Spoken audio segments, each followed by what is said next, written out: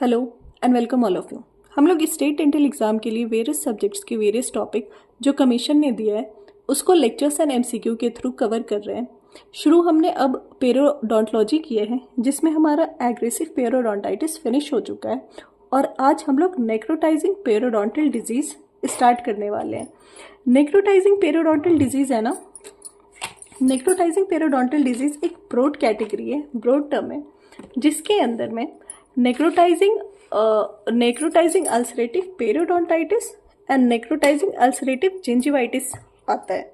Necrotising ulcerative periodontitis है ना, ये नेक्रोटाइजिंग अल्सरेटिव जिंजिवाइटिस का बस सीवियर फॉर्म है या एक्सटेंडेड फॉर्म है। इसमें एल्विलर बोन और पेरियोडोंटल अटैचमेंट का भी लॉस हो जाता है। तो स्टार्ट हम लोग नेक्रोटाइजिंग अल्सरेटिव जिंजिवाइटिस से करते हैं। तो नेक्रोटाइजिंग अल्सरेटिव जिंजिवाइटिस का प्राइमरी क्लिनिकल फीचर क्या है?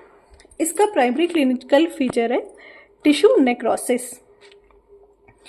जो नग है necrotising ulcerative gingivitis, it is a microbial disease of gingiva due to impaired host response. जब होस्ट रिस्पॉन्स वीक हो जाता है तो जिंजाइवा का माइक्रोबियल डिजीज होता है, उसको हम लोग नेक्रोटाइजिंग अल्सरेटिव जिंजिवाइटिस बोलते हैं। और ये कैरेक्टरिस्टिक फीचर क्या है? It is characterised by death and sloughing of gingival tissues. जो जिंजाइवल टिश्यूज होते हैं उनकी डेथ हो जाती है, उसका सुपरेशन हो जाता है, पस फॉर्म हो जाता है। Clinical feature of necrotising ulcerative gingivitis is it is an acute disease. क्यों? क्योंकि इसका कोई क्रोनिक फॉर्म नहीं होता है। Necrotizing ulcerative gingivitis often undergoes a diminution in severity without treatment, leading to subacute stage with milder clinical symptoms. इसको हम लोग नग बोलेंगे अभी से। नग जो है ना, ये ऑफन हमेशा लगभग ज़्यादातर टाइम बिना ट्रीटमेंट के इसकी सीवियरिटी कम हो जाती है और ये सब एक्यूट स्टेज में या माइल्डर स्टेज में चला जाता है, जिसकी वजह से क्या हो रहा है? इसकी वजह से it may show history of remission and exacerbation and can recur in previously treated patient. इसमें क्या होता है कि ये कभी कभी बिल्कुल रिमिट कर जाता है, ठीक हो जाएगा, वापस बहुत बढ़ जाता है और ये प्रीवियसली ट्रीटेड पेशेंट में भी वापस हो सकता है। It may involve single tooth और ग्रुप ऑफ टूथ और may be wide spread through out the mouth. जो आपका नग है ये एक टूथ को, मल्टीपल टूथ को या पूरी की पूरी ओरल कैविटी को कवर कर सकता है। और जब इसमें बोन लॉस हो जाए तो इसको हम लोग नेक्रोटाइजिंग अल्सरेटिव पेरियोडोंटाइटिस कहने लगते हैं। नग में बोन लॉस नहीं होता है, पॉकेट फॉर्मेशन नहीं होता है। What are the oral science?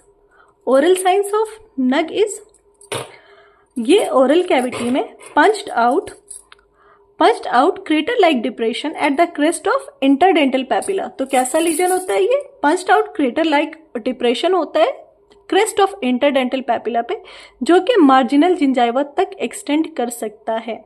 लेकिन अटैच जिंजाइवा या ओरल म्यूकोसा में बहुत रेयरली ही ये एक्सटेंड होता है।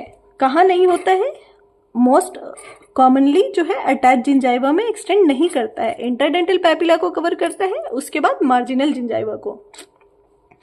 Gingival crater is covered by grey pseudomembranous slough demarcated from remainder of gingival mucosa by a pronounced linear erythema। Gingival crater जो है वो ग्रे सूडोमेम्ब्रेनस से स्लो से कवर होगा, जो कि आपको जो नॉर्मल म्यूकोसा है उससे आप आराम, नॉर्मल जिंजाइवल म्यूकोसा से डिजीज्ड को आप आराम से डिमार्केट कर पाओगे इन सिम्टम्स को देख के थ्रू। लीनियर इरिथमा, रेडनेस आपको दिखेगी। may progressively destroy the gingiva and underlying PDL। gingiva और underlying PDL को इसमें progressively destroy होते हैं। Spontaneous gingival hemorrhage और pronounced bleeding after slightest stimulation are additional characteristic signs। और इसके एडिशनल कैरेक्टरिस्टिक साइंस क्या होंगे कि स्पॉन्टेनियस जिंजाइवल ब्लीडिंग होगी या टच करने पे थोड़ा सा भी स्टिमुलेशन मिलने पे, या फिर प्रोनाउंस्ड ब्लीडिंग हो रही होगी।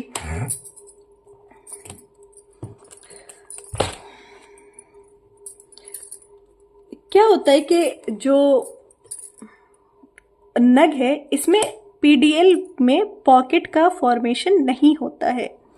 पीडीएल में, पेरियोडोंटल लिगामेंट में या पीडीएल में नग के केस में पॉकेट का फॉर्मेशन नहीं होता है। क्यों?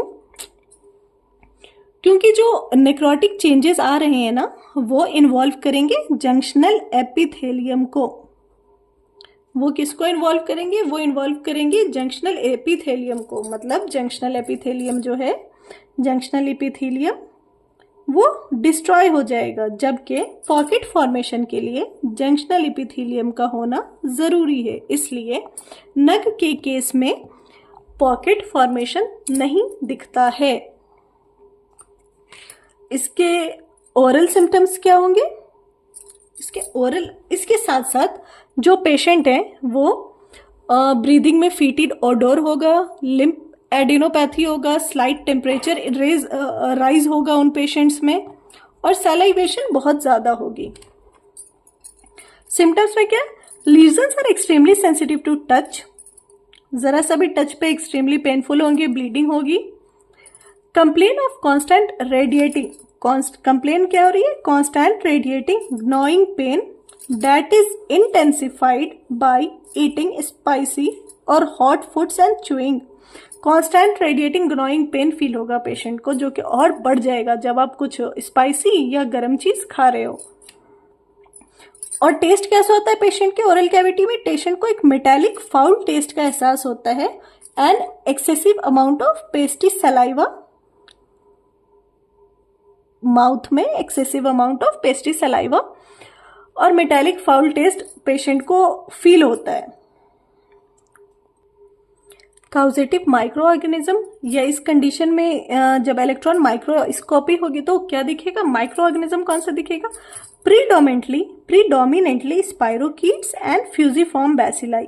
प्रीडोमिनेंटली नग के केस में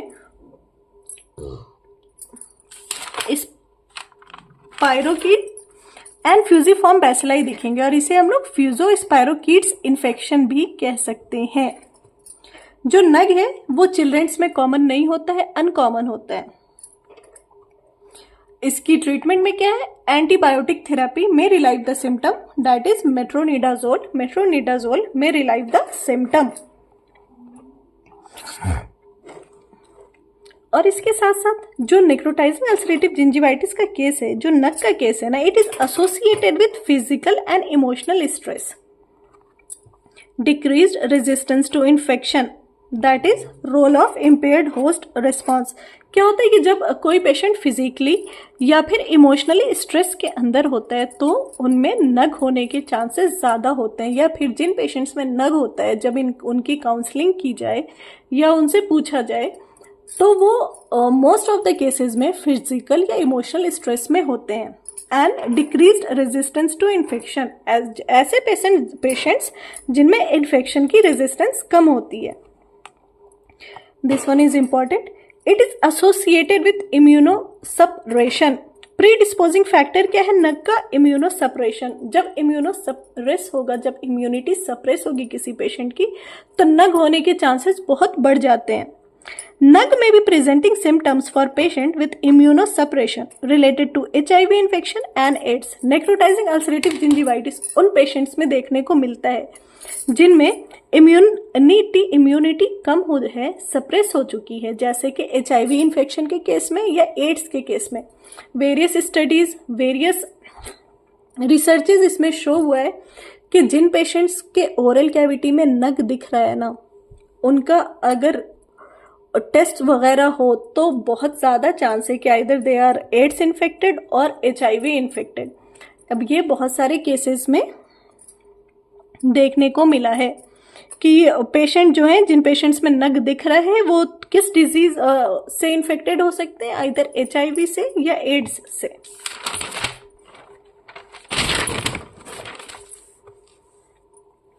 प्रीडिस्पोजिंग फैक्टर क्या है नेक्रोटाइजिंग अल्सरेटिव जिंजिवाइटिस का? प्रीडिस्पोजिंग फैक्टर है smoking.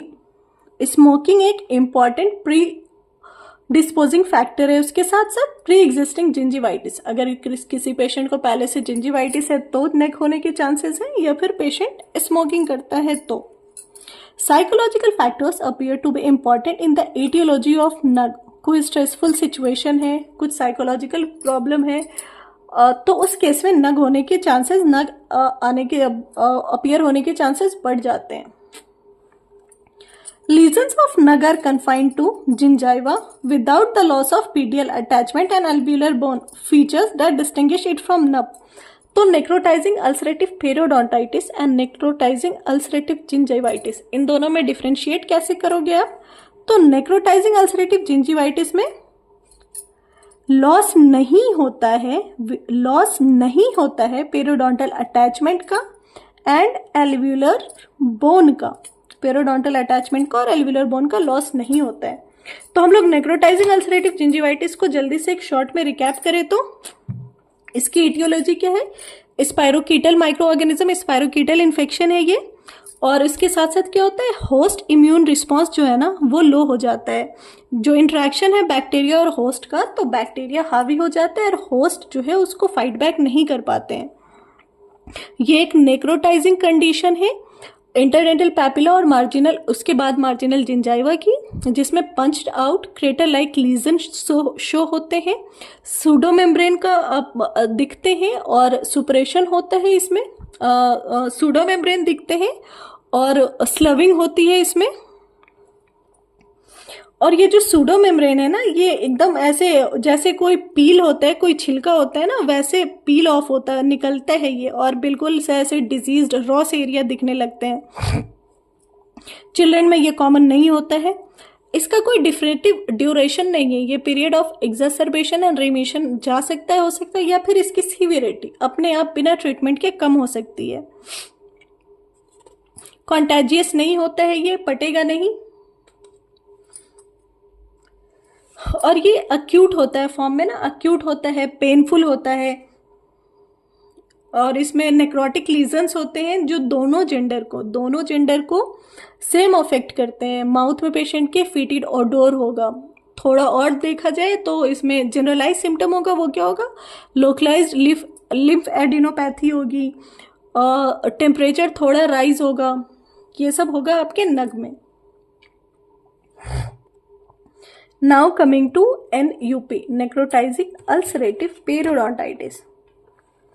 Necrotizing ulcerative periodontitis, it may be an extension of nug into periodontal structures leading to periodontal attachment and bone loss, or may be different disease. There is no clear distinction between nug and nub. Therefore, they both are classified into a broader category of necrotizing periodontal diseases. क्या होता है कि जो आपका necrotizing ulcerative periodontitis है ना, either ये नग का ही सीवियर फॉर्म हो या फिर ये सेल्डम खुद ही नेक्रोटाइजिंग अल्सरेटिव पेरियोडोंटाइटिस ही पेशेंट को हुआ हो। इसलिए क्योंकि नग ही आगे जाके नब का फॉर्म ले सकता है, इसलिए ये एक ब्रॉड कैटेगरी है जिसके अंदर दोनों आते हैं, और इसको हम लोग नेक्रोटाइजिंग पेरियोडोंटल डिजीज बोलते हैं। Term necrotising ulcerative periodontitis came under broader classification from subclassification, okay, was first adopted at 1989 by World Workshop in Clinical Periodontics.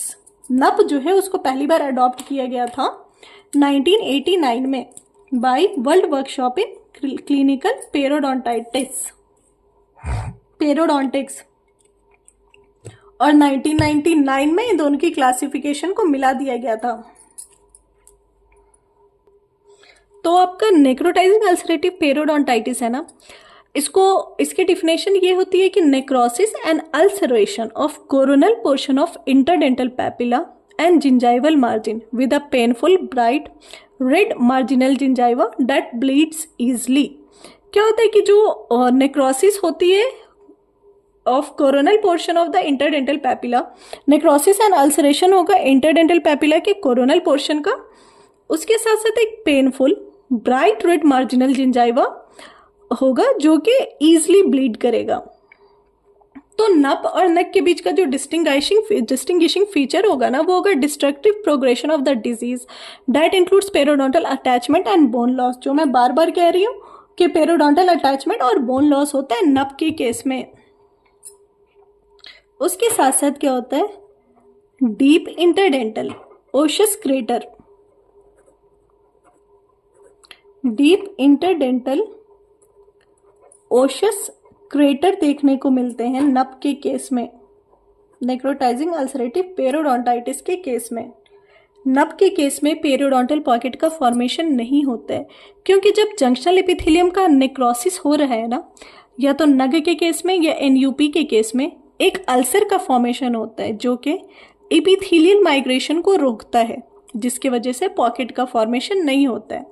जब एडवांस्ड हो जाएगा ना आपका नेक्रोटाइजिंग अल्सरेटिव पेरियोडोंटाइटिस, जब अपने एडवांस फॉर्म में हो जाए तो क्या होता है, सीवियर बोन लॉस कराएगा, जिसके वजह से टूथ मोबिलिटी होगी और अल्टीमेटली टूथ लॉस हो जाएगा। और जो नग और नप है, एनयूजी और एनयूपी, ये सबसे कॉमनली एसोसिएट किसके साथ, सबसे कॉमनली एसोसिएटेड पेरियोडोंटल डिजीज हैं, एचआईवी के और एड्स के। तो सबसे कॉमनली एसोसिएटेड पेरियोडोंटल डिजीज कौन सा है एचआईवी इन्फेक्शन के लिए और एड्स के केस में, ये है आपका necrotizing ulcerative gingivitis and necrotising ulcerative periodontitis. तो एचआईवी के केस में पेरियोडोंटल कंडीशन ये दोनों सबसे ज़्यादा देखने को मिलते हैं। अगर किसी पेशेंट में नेक्रोटाइजिंग अल्सरेटिव पेरियोडोंटाइटिस डायग्नोज हो रहा है ना, तो किस चीज़ का इंडिकेटर हो सकता है, it may be used as an indicator of HIV infection in undiagnosed. NUP में ज़्यादा कुछ है नहीं, जो है वो नग में ही है। तो ले दे कि वो ये कि NUP is frequently associated with diagnosis of AIDS और a positive HIV stated patient. NUP की जो नेक्रोटाइजिंग अल्सरेटिव पेरियोडोंटाइटिस है, उसकी ट्रीटमेंट क्या होगी, it's treatment should be local debridement, local anti plaque agents and systemic antibiotics. और जो micro organism होते हैं वो इसमें भी जो कॉजेटिव एजेंट है वो फ्यूजिफॉर्म स्पाइरोकीट बैक्टीरिया ही देखने को मिलते हैं। जो नेक्रोटाइजिंग अल्सरेटिव पेरियोडोंटाइटिस है, ये साइकोलॉजिकल स्ट्रेस के साथ बिल्कुल भी रिलेटेड नहीं होता है। इसका साइकोलॉजिकल स्ट्रेस का नप के केस में कोई रोल नहीं होता है। और लेकिन क्या होता है कि जो स्ट्रेस है ना, वो सिस्टेमिक कॉर्टिसोल लेवल को बढ़ा देता है, जिसकी वजह से क्या होता है, एक इंक्रीज लेवल हो जाती है कॉर्टिसोन की ना, इंक्रीज लेवल हो रही है। और जब कॉर्टिसोन इंक्रीज लेवल में रहेगा तो ये सप्रेस करेगा इम्यून रिस्पॉन्स को, तो इम्यून रिस्पॉन्स को सप्रेस करता है, जिसकी वजह से नग होता है, necrotising ulcerative gingivitis. Psychological stress से नप नहीं होता है। Some of the additional points are, जो डाउन सिंड्रोम है, डाउन सिंड्रोम को हम लोग मोंगोलिज्म या ट्राइसोमी 21 भी बोलते हैं, ट्राइसोमी ऑफ 21 भी बोलते हैं। जो डाउन सिंड्रोम के पेशेंट्स हैं ना, उनमें केरीज के इंसिडेंस, केरीज के चांसेस ज़्यादा देखने को नहीं मिलते हैं। क्यों? क्योंकि उनके जो सलाइवा के कंपोजिशंस होते हैं ना, वो थोड़े ऑल्टर्ड होते हैं। उनके सलाइवा में इम्यूनोग्लोबिन ए की अमाउंट ज़्यादा होती है, सैलिवरी इम्यूनोग्लोबिन ए का अमाउंट ज़्यादा होता है। टूथ इरप्शन स्लो हो रहा होता है, साथ साथ टूथ की जो मॉर्फोलॉजी होती है वो सिंपल होती है, जिसकी वजह से केरीज के इंसिडेंस कम है। और इन सब में अगर कभी क्वेश्चन आ जाए कि सबसे इम्पॉर्टेंट फीचर क्या है जिसकी वजह से डाउन सिंड्रोम के केस में केरीज के इंसिडेंस कम होते हैं, तो presence of immunoglobin A in saliva in large amount as compare to normal individual. लेकिन ऐसे पेशेंट के केस में acute necrotizing lesions frequent finding होते हैं, acute necrotizing lesions frequent finding होते हैं। पेरियोडोंटल लिगामेंट की डिजनरेशन ज़्यादा हो रही होती है। रिसेशन जिंजाइवा का कॉमन फीचर होता है इन सब सिंड्रोम में। तो अगर क्वेश्चन आ जाए कि क्या डाउन सिंड्रोम के पेशेंट में पीडीएल डीजनरेशन नहीं होता है या जिंजाइवल रिसेशन नहीं होता है, तो ये सब बिल्कुल गलत होगा। जिंजाइवल रिसेशन, पीडीएल डीजनरेशन या फिर नेक्रोटाइजिंग लीजन्स, ये सब ज़्यादा होता है। May be due to their mental condition, वो अपना केयर ठीक से नहीं कर पा रहे होते हैं, इस वजह से। व्हाट इज रेजीम या drug of choice in juvenile periodontitis? The regime और drug of choice of juvenile periodontitis is tetracycline. Juvenile periodontitis का रेजीम या ड्रग ऑफ चॉइस है टेट्रासाइक्लिन। और कैसे? 250 मिलीग्राम 6 आवरली देते हैं 14 डेज के लिए। ओके, उसको रिपीट करते हैं फॉर एवरी 8 वीक्स।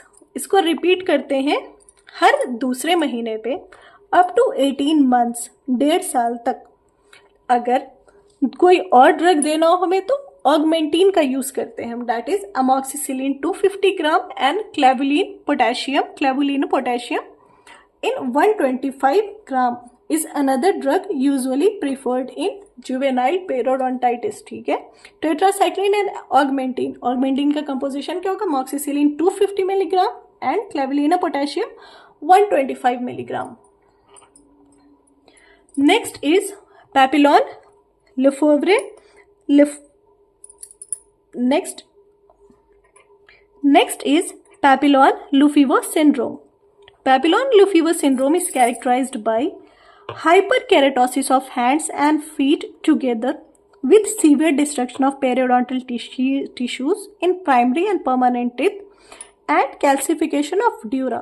जो Papillon-Lefèvre syndrome है ना, Lefèvre syndrome है, जो Papillon-Lefèvre syndrome है, इसमें जो हाइपरकेराटोसिस या ड्राई स्केली पैचेस स्किन पे दिखते हैं हैंड के और फिट के. उसके साथ साथ पेरियोडोंटल लिगामेंट की प्राइमरी और परमानेंट डेंटिशन टिथ दोनों में पेरियोडोंटल टिश्यूज का बहुत सीवियर डिस्ट्रक्शन होता है एंड कैल्सिफिकेशन हो जाता है outer covering of brain and spinal cord का. उसके साथ साथ क्या हो रहा है, क्योंकि पीडियल डिस्ट्रक्शन हो रहा है तो अर्ली एक्सफोलिएशन होगा primary and permanent early exfoliation होगा डेसिडुअस टिथ का. और ये किस एज में ये डिजीज होती है? Papillon Lefevre syndrome around age of 1 to 5 years. इसके कैरेक्टरिस्टिक फीचर क्या है? पाल्मर प्लांटो केराटोसिस और hyperkeratosis of hand and feet और पाल्मर प्लांटो केराटोसिस.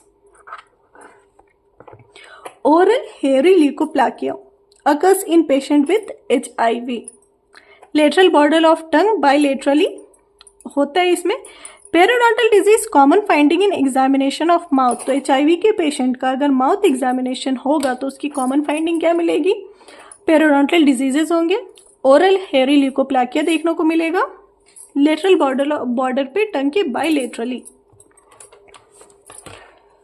हाँ, देयर इज अ टर्म पेरियोडोंटोसिस. पेरियोडोंटोसिस की डिफिनेशन क्या है? पेरियोडोंटोसिस की डिफिनेशन क्या है?